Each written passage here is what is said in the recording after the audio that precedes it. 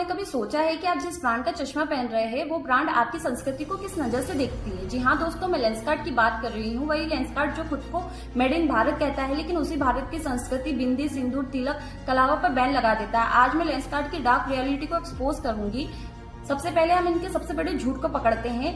जब इनका 23 पेज का इंटरनल ग्रूमिंग गाइड लीक होता है और जिसमें क्लियर मेंशन है कि तिलक, सिंदूर, बिंदी, कलावा बैन है, और इस पर जब हंगामा होता है तब इनका मैनेजमेंट आके बोलता है कि ये तो आउटडेटेड है। सीरियसली पीयूष बंसल, आप भारत की जनता को बेवकूफ समझ रहे हैं?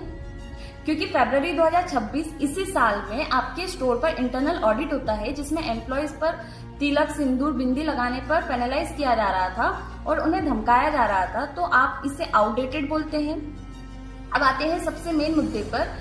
इस कंपनी का ऑनर कौन है? पीयूष बंसल और उसकी वाइफ निधि मित्तल बंसल। ये दोनों ही हिंदू हैं, लेकिन आप निधि मित्तल बंसल की अगर पोस्ट को देखेंगे, पुरानी पोस्ट को देखेंगे, तो उसमें उसने लॉर्ड राम का अपमान किया है, हिंदू संगठनों का लिए नफरत जताई है।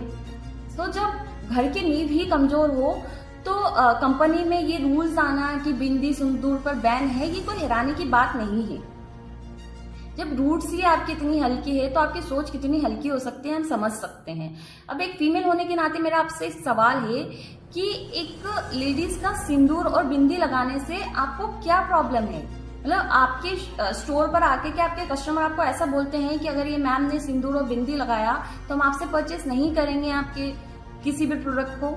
ऐसे तो नहीं कहा होगा। जब आप हिजाब और टर्बन को परमिशन दे सकते हैं, जिससे हमें सीरियसली कोई प्रॉब्लम है ही नहीं, लेकिन वही ये डाइवर्सिटी कहाँ गायब हो जाती है जब सिंधु, तिलक और कलावा की बात आती है। आपको हम हिंदुओं की संस्कृति से चिढ़ है, लेकिन उसी हिंदुओं के पैसों से प्यार है। जब आप एड बनाते हैं एथनिक कलेक्शन का तो उसमें अपनी मॉडल्स को बिंदी लगाकर खड़ा करते हैं। ये दोगलापन अब नहीं चलेगा। पीयूष बंसल आपको एक रियलिटी चेक देते हैं कि कंपनी भले आपने बनाई है, ब्रांड आपने बनाई, लेकिन इससे बड़ा भारत की जनता ने बनाया है।